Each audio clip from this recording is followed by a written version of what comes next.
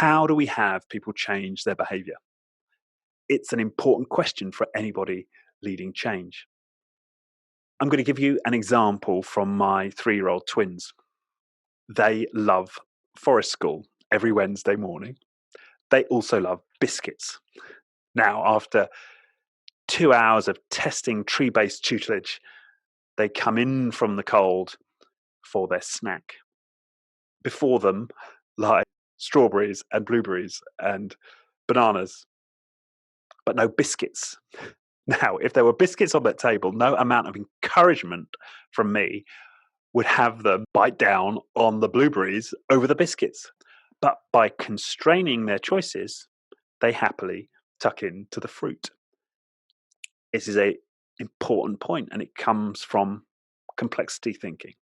This idea that systems are both characterized by the constraints under which they operate, but they also can be manipulated through changing those constraints. I'll give you another example from my consulting experience with a group of software engineers.